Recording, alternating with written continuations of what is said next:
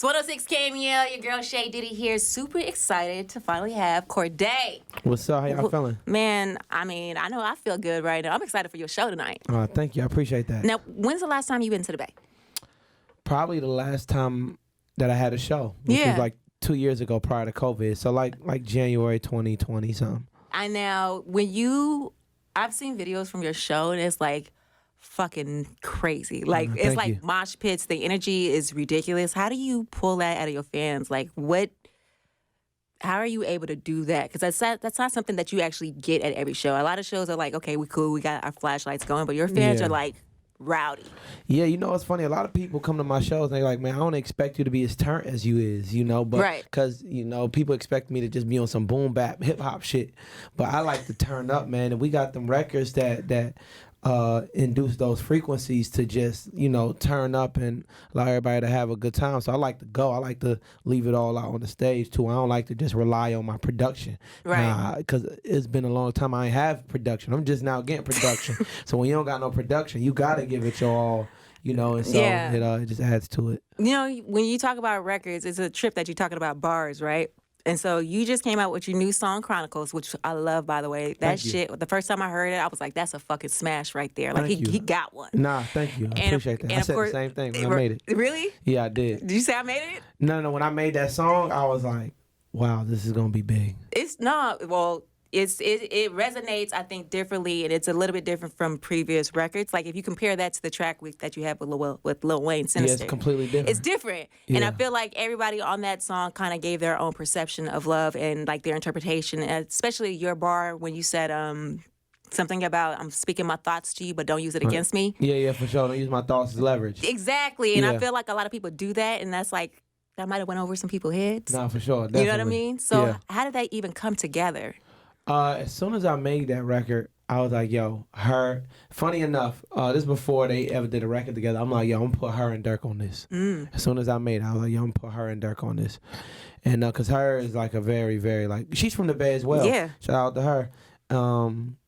But yeah, that's like a very dear friend of mine. And I knew she was going to kill it and execute it. And she murdered it. Like, murdered it. I know. Like, we didn't even need Dirk on it. But he added his color on it, you know, and it was just a well executed thing. Everybody did their thing. I mean, it definitely came together incredibly, and obviously with her in the Bay shout out, like that was just extra love for us to get on it. Yeah. But how did you and her become so close? We got cool like 3-4 years, like very, very early on. She showed me a lot of love, and we were just locking in, just you know, musically. And funny enough, my first time ever at the BET Awards. Yeah. This is very super early on in my career. She called me like 3 days before and was like, yo, I need you to do a verse and come out to the BET. And that was like a big moment for me in my career. So just always been showing a lot of like genuine love and support since very early on. Even past that, she's like an incredible person. That 1,000%, I double down on that because whenever her can look out, she does just because. And it's rare to find that in the industry. People who genuinely. Just genuine. Exactly. So major shout out to you for giving us that record because that's one of my favorite records on the radio right now. Thank you. I appreciate that. So let's talk about the album, Bird's Eye View. Why we call it that? So I called it from a bird's eye view because it's almost like a multi-perspective album. Not even almost. It is a multi-perspective album. And I'm just giving you things I've seen, gone through, witnessed, things I've seen. Some songs are from like another person's perspective, you know? Yeah. And I'm giving it all from a bird's eye view, if you would. So you have a couple of features on there, too. And I think I was most surprised with the Eminem feature. Yeah. How did that come about? He was just showing me a lot of love publicly, like always shouting me out in interviews. He was just like doing a bunch of interviews saying like, yo, I rock with Cordae. I rock with Cordae. And so I just reached out and we had a conversation and a very dope conversation. And he was like, yo, you know, if you need a verse, I got you. And I was like, say less. He said, say less. Do you feel like people sleep on you? I mean, every artist, you know, Erykah Badu is like, you know, I'm an artist and I'm sensitive about my shit. So I feel like everybody feel like they're slept on a little bit until like, you're like undeniably like doing stadiums or something, you know, then I think you can still, I can't say I'm slept on underrated until I'm doing like, again, arenas, you know? Well, yeah, but see, for me, it's... But I gotta, it's different, but I gotta incredible appreciation for where I'm at currently in life and musically. Like, it's always been a incline for me, like a steady incline and growth. Like, even like with the venues I'm doing, you know. First tour I was doing like 500 cap. Yeah. Second tour I'm doing like 1,000 cap. This tour we doing like 2,000 cap. So, but it's authentic growth, yeah, right? For sure, With genuine fans, definitely. Absolutely. Well, the reason why I asked you that because it's like I don't think that people realize how much you work with other artists as well. Yeah. And like your pen game is so strong Thank you. that sometimes people don't realize where those verses came from. Yeah, for sure. You know what I mean? Yeah. And so that's why do you feel like you slept on like, you know, you could throw an assist here, but then y'all not really peeping the source of the bars. Yeah, Did that make sense? It's not resonating on my own. Did that make sense? Yeah, but I'm extremely grateful for every supporter and fan that I get, you know. Mm-hmm. And so, like I said, I know where I'm going to be at in 3 years. I know I'm going to be doing arenas. I'm going to be performing at stadiums. That's definitely going to happen. God's timing, for real. And so, I'm not tripping, man. I have no worries, for real. But I'm grateful where I'm at. I'm in a great place right now. How you stay so humble? This is just all an act. I'm really an asshole. Be an asshole then. No, I'm joking. I'm being funny. I got my bad days and my good days like everybody else. But it's important again to like recognize the growth and where you come from, and then also know who you are. You know, so staying grounded. It's a balance. Yeah, exactly. It's who a helps balance. you stay grounded? I don't know, honestly, man. Cause I'm just surrounded by yes men. No, I'm joking. I'm being funny. But man, the people I got around me, I got some real good people around me. My parents. Yeah. And I try to stay grounded. And again, I'm not where I want to be. So you still hungry? So I'm still really, really hungry. That's the key. Like I'm satisfied. Not satisfied. Like I'm grateful where I'm at eternally. But you're not satisfied. Like, I'm not satisfied and I'm still hungry. That's what key. It is, I think. I think when I, start doing arenas and stadiums, my asshole might grow out of me. No. And I'm joking. It might be, what's that, the Nutty Professor? But love might come all the way out. Shut up, bro. I feel like joking. once you start doing stadiums, you're going to be like, what's next? Because I think people like you who have authentic hunger. What's at the stadiums planets? Try to take over Mars next. Yeah. Now, I know you're on your last couple of weeks of your U.S. tour. Yeah. Europe jumps off next. Mm-hmm. Where's your favorite place to perform? In Europe? Mm-hmm. Or here? Over here, you know what, man? This past tour, the two latest cities were Cleveland and Salt Lake City. Cleveland? And Salt Lake City. I haven't performed in the Bay yet, so we're going to see tonight. We still got some open ones. Okay. But Boston is out of Boston, Cleveland, and Salt Lake City. Out of those three. You know, we don't say Cleveland in the Bay. What y'all say? We don't say Cleveland at all. We don't acknowledge them. Why? Warriors. But y'all win. Y'all beat them. We did, but we lost a 3-1 lead. So, y'all lost one time. I'm just saying. Cleveland. Y'all should have no smoke. We don't show no love to Cleveland, bro. Yeah, I feel you. But shit, we finna perform. Excuse me. Shoot, can I curse? You're good. But yeah, we finna perform tonight, so maybe the Bay might take over that. Bays, we know how to turn up, man. For sure. Your DJ know what it is, so we're gonna keep it lit. Yeah. So I did want to ask you about this because I saw a video of you and a fan. Uh-huh. And the fan asking you to pay the tuition. Yeah. And you ain't Lil Uzi Vert. Yeah. I fell on the floor laughing. Yeah. And I think I've laughed even more because the fan is chasing Lil Uzi Vert right now. Uh-huh. Still trying to get him to pay his tuition. He never paid it? Yo! Oh, I didn't know that. Shit, take your time, bro. It's all good. God's timing. You said God's timing? No, absolutely. But it was the realest shit ever because I feel like people assume that motherfuckers is just gonna come out here and do shit. Now, you know what's funny? I actually have a scholarship. I did a partnership, and I don't speak about things like this because, with whatever. HBCUs? Yeah, I did a partnership with Disney. And ESPN Plus. Yeah, ESPN, and I donated $150,000, towards scholarships.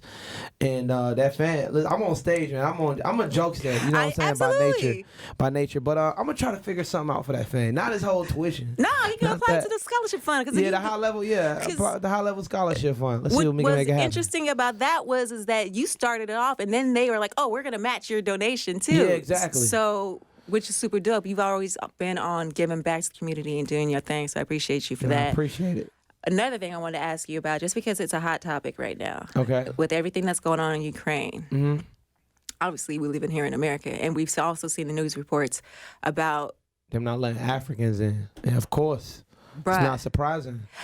Even in the middle of war, niggas always get it last. I know you seen that thing with Ryan Coogler. Yeah. That got me hot. Oh, in Atlanta. So basically, they assumed that he was robbing a bank because he passed a note that asked him to be discreet. Don't use the money counter. Because, first of all, if you grow up in the Bay, which is like the capital of robbing people right now, you don't want people knowing you got cash. Yeah, for sure. And he definitely don't want people knowing it's Ryan Coogler. But he gave his ID, his debit card, his pen. It's like, and like, what else can a nigga do? What else can you possibly do? You just like, I read the note, and the note is just clear as day. All he asked was, discreet. Can you just do the money counter somewhere else? I would like to be discreet. He gave him his fucking credit card, his ID. Like, what else? But did you hear the call? Yeah, it's like, niggas, yo, it's wild. I literally just seen that. Like, I just got off the plane and seen that. That shit is wild, bruh. That shit got me hot. I think the worst part about it is that, unfortunately, it was a black woman who did it. Yeah, I know. But you know, it shows, like, the systemic racism because she's essentially almost part of the system. Yeah. And so when we get sometimes, and you know, I can't even speak for everybody, but sometimes when people get into like small positions of power, yeah, they feel almost like enslaved to the system in a way. You know, they just operating in it. So it's fucked up, man. It's Not fucked even up. realizing. And I don't got the solutions and the answers, but I can just recognize when some shit is fucked up. That shit is fucked up. I mean, the 911 operator had some common sense because she pointed it out. She was like, well, if he got his ID, you didn't even check the name on the ID, sis. So, but I'll send 911 if you. But man, it's just the good thing. The officers were black. What if that wasn't in Atlanta with black officers? That was the key. That absolutely you know what I'm was saying? What if it wasn't key. black officers went in there? Bro could have got killed.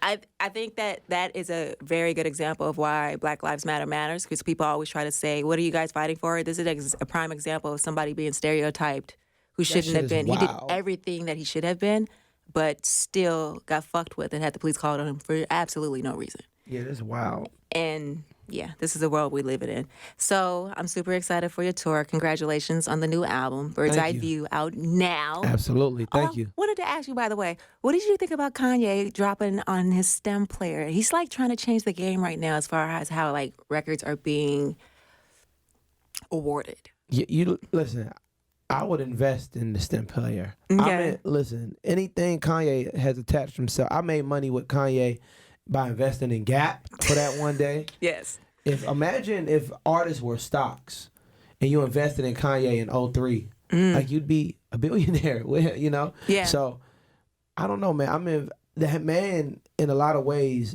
hasn't been wrong, you know? Yeah. And I'm investing in it. I'd invest in stem player if I had the opportunity. I got one. They sent one to me, so. And I fuck with it. The stem player is super dope. Like, I got one sent to me.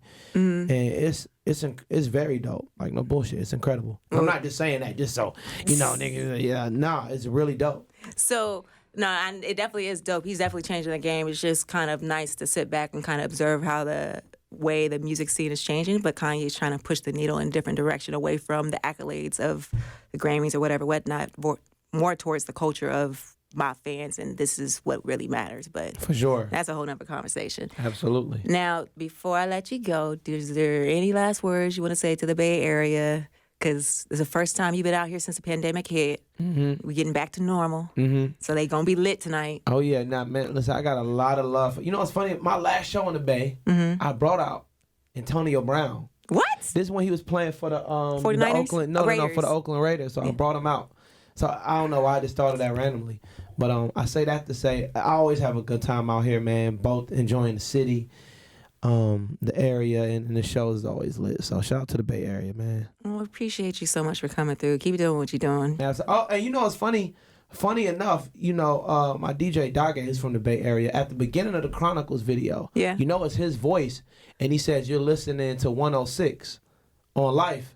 I swear to God. On High Level Radio. Yeah, no BS. Watch the video. You'll notice it. I heard that on High Level Radio, but I didn't realize that was Dage's voice. Yeah, he says 106 point. This 106.1. He literally uses this radio station. I heard it, but when I heard the y'all High gotta Level, play my record a lot, bro. You gotta like over. I know y'all are.